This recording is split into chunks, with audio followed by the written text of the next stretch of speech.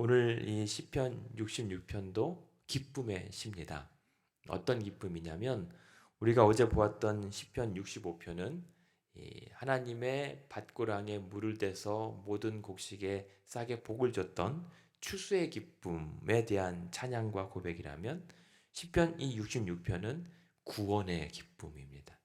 우리를 억압과 서름에서 건져내어 주셔서 자유케 하신 하나님을 이 개인과 공동체가 함께 예배하면서 기뻐하는 이 찬양시 감사시입니다.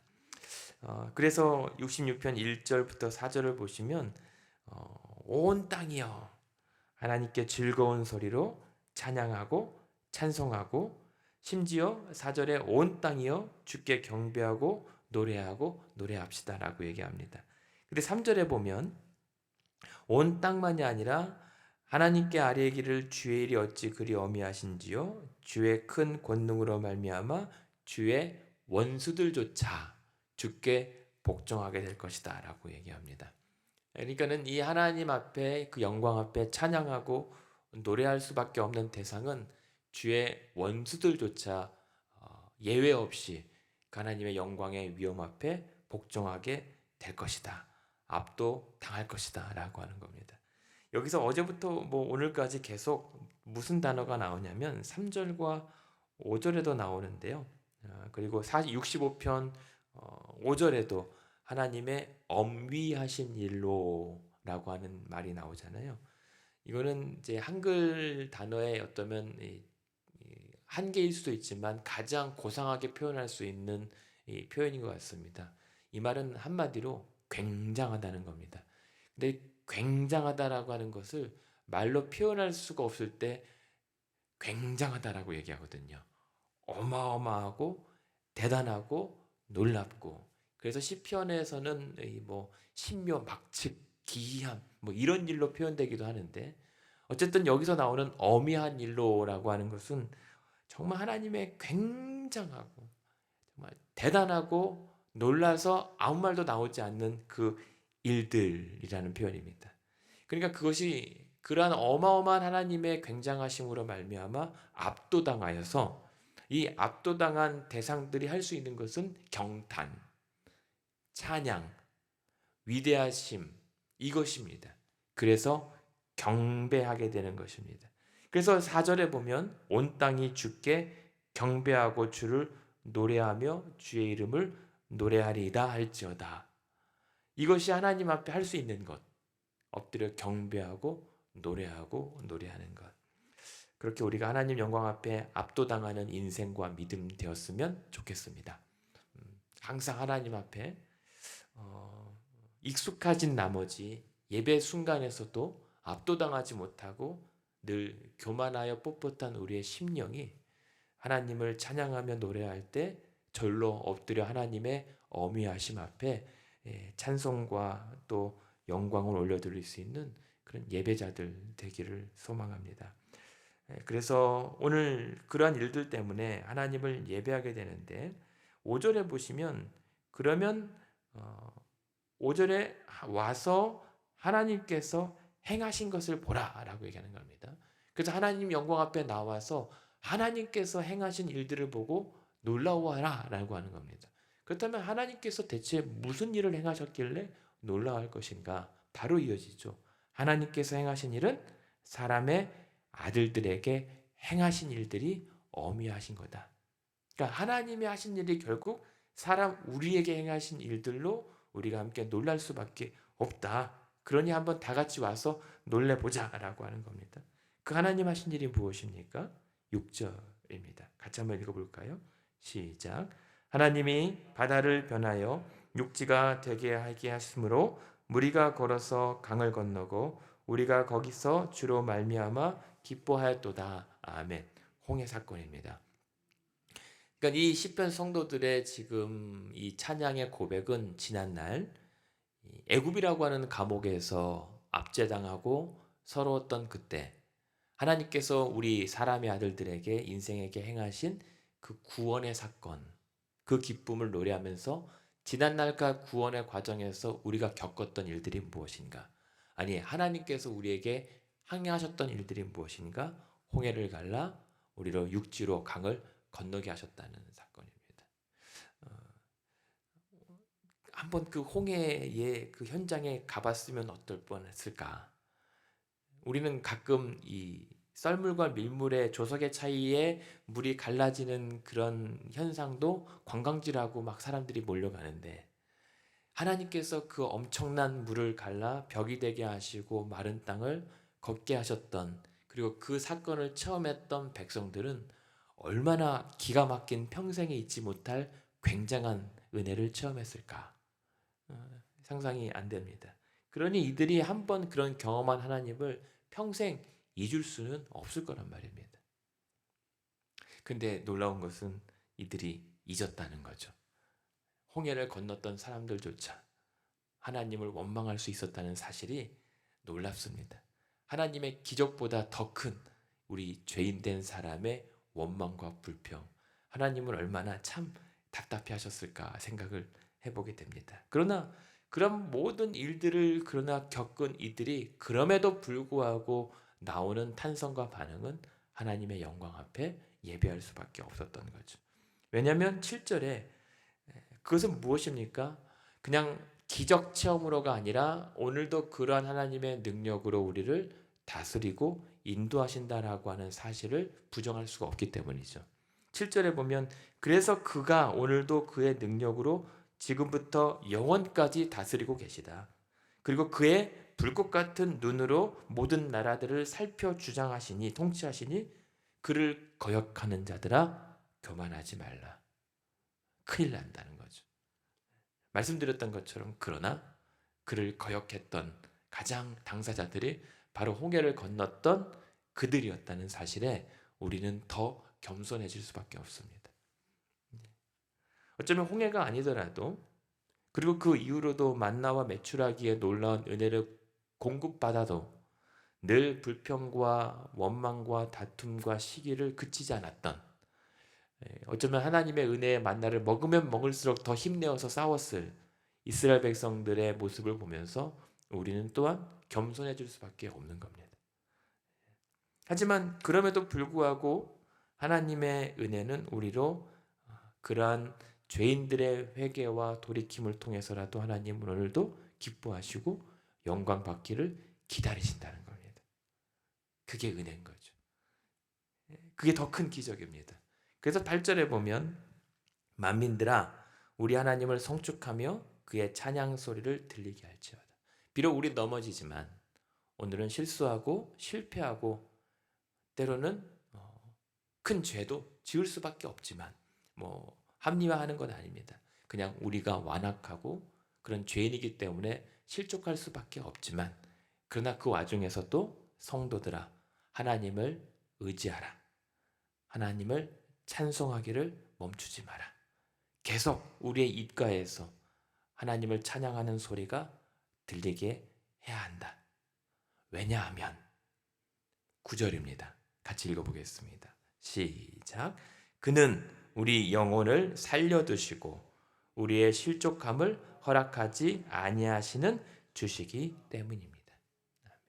그래서 오늘도 하나님께서 오늘도 멈출 수 없는 일은, 그래서 하나님께서 쉬지 않고 오늘 이들과 같이 저와 여러분에게도 하시는 일은 우리의 영혼을 살리시고 우리의 실족함을 내버려 두지 못하시는 겁니다. 그게 하나님의 일하심입니다. 그래서 우리는 피곤하고 위태로워도 그것을 보고만 있을 수 있는 분이 아닌 겁니다. 그래서 우리가 비틀거리고 실족할 때 하나님을 찬양하며 붙잡고 그렇게 실갱이를 벌일 때 하나님은 이미 그런 우리를 계속 보살피시고 붙잡고 살려두신다라고 하는 것입니다. 살려두신다라고 하는 단어가 그 단어입니다. 보존하시다는 뜻입니다. 우리의 인생을 보존하시는 거죠. 그게 대표적인 인생이 뭐냐면 야곱입니다. 야곱이 도망친 자의 인생에서 돌아온 자의 그런 인생을 살기 전에 하나님께서 그의 환도뼈를 쳤을 때 그 야곱의 생명이 보존되었다는 겁니다. 이 보존되었다라고 하는 그 야곱의 인생의 이전과 이후는 달라집니다. 이제는 내가 살아서 하나님의 복을 쟁취했던 그런 인생이었다면 이후로부터는 환도뼈를 쳐서 절개된 인생은 하나님의 부축을 받아 의지할 수밖에 없는 인생으로 바뀌게 된 겁니다. 그런데 내가 그렇게 힘내어서 재산을 모았던 인생보다 절룩거려도 하나님을 의존할 수밖에 없는 그 인생이 야곱의 가장 찬란한 절정이었다는 거죠. 마찬가지입니다. 오늘도 우리 영혼을 살려두시고 우리의 실족함을 허락하지 않는다라고 하는 것은 우리는 넘어져 질질 끌려가고 신음할지라도 그래서 하나님께 기대어서 의존하면서 그렇게 살아가는 인생을 하나님께서는 그냥 외면하거나 보고만 계시지 않고 반드시 우리를 향하여 쉬지 않고 일하신다라고 하는 것, 그것이 오늘 말씀을 통해서 여러분에게도 주시는 말씀입니다. 오늘 때로는 실망하고 실족하고 낙담하여서 그냥 주저앉아 있을 수 있는데, 그러나 우리는 주저앉아도 하나님은 여러분의 실족함을 내버려 둘 수가 없고 여러분의 영혼을 살려두실 수밖에 없는 분임을 잊지 않고 하나님께 기도하고 찬송하는 우리 되기를 원합니다. 그래서 하나님께서 우리를 살리시고 우리의 영혼을 붙드시기 위해서 하시는 일, 그러니까 하나님은 다 허락해도 절대 허락하지 않는 일이 있다는 거죠. 심지어 하나님은 모든 악까지도 때로는 용납하시고 허락하지만 절대 허락하지 않는 일은 하나님의 택한 백성들이 완전히 멸망하는 것만큼은 내버려 둘 수가 없는 겁니다. 그래서 하나님은 자기 백성들의 구원을 위해서 일하시는데, 구체적으로 그 일을 위해서 어떻게 일하시냐면 그것이 10절에서 12절입니다. 한번 같이 10절에서 12절 같이 읽겠습니다. 시작. 하나님이여 주께서 우리를 시험하시되 우리를 단련하시기를 은을 단련함같이 하셨으며 우리를 끌어 그물에 걸리게 하시며 어려운 짐을 우리 허리에 메어 두셨으며 사람들이 우리 머리를 타고 가게 하셨나이다. 우리가 불과 물을 통과했더니 주께서 우리를 끌어내사 풍부한 곳에 들이셨나이다. 아멘. 사실 이 말씀이 조금은 어색합니다. 그렇다면 우리를 살려두시고 우리의 실족함을 허락하지 않는 분이 바로 당장 집어 건져 일으키셔야 되는데, 그러한 우리를 위해서 행하시고 일하시는 방식이 단련이라는 겁니다. 10절에 우리를 그래서 시험하시고 단련하신다는 겁니다. 근데 그 단련이 무엇입니까? 은을 단련함 같이 풀꽃 같은 그 풀무의 고난과 고통과 역경을 사용하셔서 우리를 건져내신다는 뜻입니다. 차라리 바로 정련함 없이 단련함 없이 건지시면 더 좋겠는데 하나님은 그렇게 안 하시고 오히려 11절에 보면 조금 이제 속상한 말이 있습니다. 하나님이 우리를 끄십니다. 끌어서 어디로 인도하시냐면 그물에 걸리도록 끌어가십니다. 이 그물은 사냥꾼의 얼무입니다. 정반대입니다. 하나님 저를 반드시 구원하고 사랑하시고 나를 실족하지 않다고 하셨는데, 그래서 하나님께서 하시는 일이 나를 끌어다가 그물에 걸려 자빠지게 하신단 말입니다. 이해가 안 됩니다. 근데 사실상 그렇게 보이나 표면상은 그렇지만 내용상으로는 우리의 죄가 혹은 패역함이, 이 완악한 세상이 우리를 잡아다가 그물에 끌어 넘어뜨리는 거겠죠. 그런데 하나님께서 그러한 것들까지도 사실은 허용하거나 혹은 용납하시면서까지 우리를 그물로 그냥 걸리게 내버려 두신단 말입니다. 그리고 더 거기서도 힘든데 넘어져 자빠져 있는 우리에게 11절 중반에 보면 어려운 짐, 곤란한 짐, 피곤하고 힘든 것들을 우리 허리에 메어 두셔서 내 몸 하나도 가누기조차 더 힘들게 만듭니다. 빨리 몸을 짐을 털어서 일으켜야 되는데 어려운 짐, 무거운 짐이 허리에 매달려 있어서 옴짝달싹하지 못할 정도로 힘들게 합니다. 누가요? 하나님이 우리를 그런 상황에 이끌어다가 그냥 방치하신다는 겁니다. 게다가 더 서러운 건 뭐냐면 12절입니다. 사람들이 그런 우리 머리를 타고 지나가게 한다는 거예요. 타고 간다라고 하는 것은 짓밟고 가게 된다는 겁니다. 개인적으로 힘들고 서러운데 사람들이 무시하고 침뱉고 조롱하며 나를 짓이겨 지나가도록 하나님께서 일하신다는 거예요. 방금 신 9절에 하나님은 분명 내 영혼을 살려주시고 나의 실족함을 허락하지 않으시는 분인데 하나님 말이 틀리지 않습니까? 아니 그런 하나님께서 왜 사람들이 나를 짓밟고 저렇게 수치와 조롱을 하게 만드십니까? 라는 원망이 나올 법합니다. 그런데 거기서부터 절정에 이르면서 12절은 반전이 일어나죠. 그러나 하나님께서는 분명 우리에게 행하시는 일은 무엇입니까? 은을 단련함 같이 우리를 단련한다고 했다면 그것이 풀무였던 거죠. 그것이 우리의 믿음과 우리의 신앙을 더욱더 정결하게 하고 단련하게 할 수 있는 풀과 물을 통과하는 과정이었던 겁니다. 그 과정을 지나서 12절 후반에 보면 주께서 그런 우리를 다시 끌어내사 마침내 풍부한 곳에 들이셨나이다 하는 거죠. 재밌는 건 뭐냐면 11절에 우리를 끌어라고 하는 단어가 집어넣다는 단어입니다. 집어다가 끌어다가 집어넣고 12절에 우리를 끌어내사라고 하는 그것은 집어서 건져내다라고 하는 뜻입니다. 끌어서 넣고 끌어서 건져내는 작업 뭡니까? 진짜로 이 대장장이가 그 쇠를 뜨거운 불에 넣었다가 뺀 것처럼 하나님께서 우리를 집어넣었다가 뺐다는 말입니다. 그랬을 때 단단한 철 그리고 정결한 은이 나오는 것처럼 우리를 그렇게 단단하게 하고 정결하게 하셨다는 겁니다. 그게 하나님의 이해할 수 없지만 일하시는 방식. 그래서 하나님께서 마침내 하시고 싶은 것은 문제 해결이 아니라는 겁니다. 이러한 고난과 역경 속에서 우리의 믿음을 더욱더 정결하고 단단하게 하시는 겁니다. 그래서 그런 죄의 불순물들이 걸러지고 마침내 하나님께서 우리를 단단하게 하시고 정결한 믿음으로 어디로요? 하나님의 그 풍부한 약속의 땅, 젖과 꿀이 흐르는 하나님의 약속의 가나안 땅에 들어가게 하시기 위해서 우리에게 그러한 과정을 지나가게 하신 겁니다. 그래서 하나님께서 2주 만에 며칠 만에 당도할 수 있는 애굽에서 가나안으로 직행이 아니라 멀리 홍해부터 돌고 시내산에서부터 하나님의 말씀으로 우리를 정결케 하신 다음에 그러나 우리의 완악함으로 인해서 40여 년 동안 광야를 떠돌게 됐지만 하나님은 그러한 우리의 실족조차도 내버려 두지 아니하시고 날마다 만나와 메추라기와 하나님의 공급된 반석의 물 생명수로 살리고 건져서 마침내는 약속의 땅으로 우리를 들이시는 거예요. 그게 하나님이 오늘도 우리를 위해 향하여 하시는 일하는 방식입니다.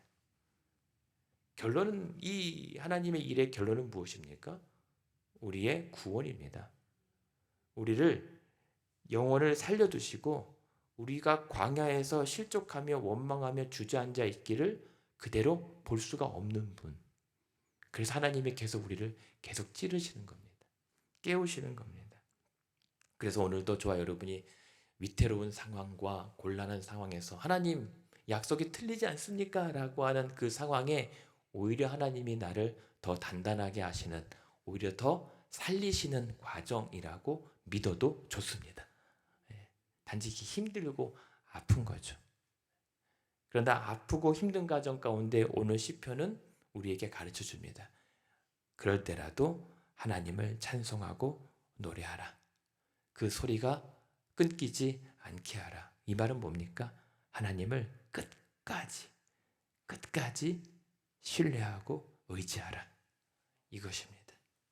그래서 하나님은 반드시 저와 여러분도 사람들이 그렇게 짓이겨지는 그런 처절한 상황에서도 우리를 끌어내서 하나님의 풍부한 곳에 들이실 줄로 믿습니다. 하나님의 결론 믿고 가는 거잖아요. 그래서 그러한 성도가 그런 기가 막힌 하나님의 운행과 일하심을 겪고 나서 하게 되는 게 13절입니다. 13절에 보면 그런 하나님께 내가 이제 번제물을 가지고 주의 집에 들어가서 나의 소원을 주께 갚겠습니다.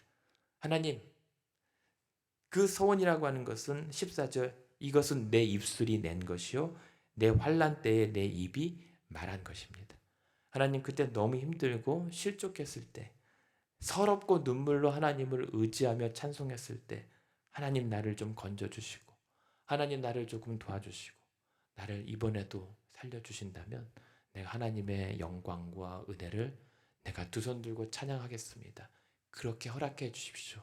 그렇게 약속하고 소원할 수밖에 없었던 것이 이 성도가 할 수 있었던 고작이었단 말입니다. 근데 그런 고작의 소원을 가지고 하나님께서 응답하여 주셔서 하나님이 나를 이렇게 살리셨고 풍부한 곳에 이르게 하셨사오니 하나님, 내가 그때 하나님께 드렸던 약속 지키렵니다. 주의 전에 들어가 하나님 앞에 예배하겠습니다. 그러면서 감사하며 들어가는 거예요.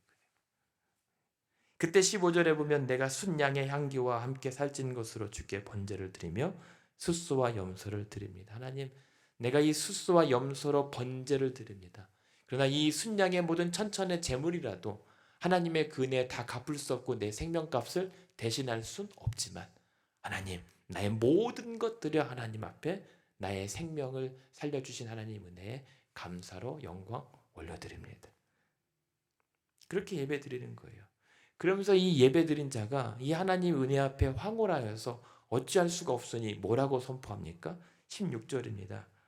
시작, 같이 읽어볼까요? 시작. 하나님을 두려워하는 너희들아 다 와서 들으라. 하나님이 내 영혼을 위하여 행하신 일을 내가 선포하리로다. 아멘. 이게 예배자의 감격의 확장력 같은 겁니다. 복음의 확장력입니다. 나 혼자 기이한 하나님의 기가 막힌 은혜를 체험했는데 이것을 내 안에 가둬둘 수 없는 팽창 때문에 사람들아, 내 답답함, 사연 좀 들어봐, 이게 아니라 이 기가 막힌 놀라운 일들을 너희도 좀 들었으면 좋겠다. 사마리아 물가의 이 여인이 이 예수님을 만나고 난 이 감격이 어찌할 수 없어 자기가 들고 있던 물동이를 버려두고 동네 사람들에게 와서 보라, 그가 바로 그리스도다라고 예수시다라고 외쳤던 그 감격의 풍성함 때문에 사람들에게 선포하는 겁니다. 사람들아, 여기 와서 들어봐라. 하나님께서 내 영혼을 위하여 행하신 이 놀랍고 기가 막힌 일들을 내가 선포해야겠다. 그것이 우리의 기가 막히고 정말 형언할 수 없고 참을 수 없는 그런 하나님의 은혜의 경험들 되기 원합니다. 그래서 전도하는 거고요. 그래서 간증하는 겁니다. 그래서 전하지 않으면 답답해서 견딜 수 없었던 것이 베드로였고 예레미야였던 거죠. 그것이 참을 수 없는, 누를 수 없는 감탄이 예배와 찬양으로 나온 것처럼 그 하나님이 내게 나의 영혼을 위하여 행하신 일로 인하여 갑갑하여 견딜 수 없어서 전하던 것이 복음과 전도인 겁니다. 그것이 우리의 예배와 전도 되기를 원합니다. 그래서 17절에 보면 나의 입으로 그에게 부르짖고 나의 혀로 높이 찬송할 것이다. 처음에는 짐승으로 하나님 앞에 제사를 드렸던 예배자입니다. 근데 이 동물 제사가 무엇으로 이 예배가 깊어지고 확장이 되냐면 영적 제사로 드려져요. 그래서 하는 것이 무엇입니까? 나의 입으로 나의 혀로 높이 찬송하며 18절에 보면 내가 나의 마음에 제약을 품었더라면 주께서는 듣지 않을 것이다. 그러나 하나님이 실로 들으셨으므로 오늘도 내 기도 소리에 하나님이 분명 귀를 기울이셨다. 하나님이 내 기도를 오늘도 들으셨다. 뭡니까? 영적 예배로 들어가는 겁니다. 하나님이 내 기도를 오늘도 들으셨다. 그런데 이 기도를 들으셔야 할 때는 조건이 있습니다. 18절에 만약 그런 내 마음에 여전히 죄악이 품어져 있다면 하나님은 절대 듣지 않았을 것이다. 그런데 하나님은 오늘도 들으셨다. 이 말은 무엇입니까? 죄의 문제가 해결되었다는 겁니다. 하나님과 나를 가로막았던 이 죄의 장벽이 무너졌기에 오늘도 20절에 보면 하나님을 찬송하노다. 그가 내 기도를 물리치지 않고 그의 인자심을 내게서 거두지도 않으셨고 내 기도에 응답하셨다.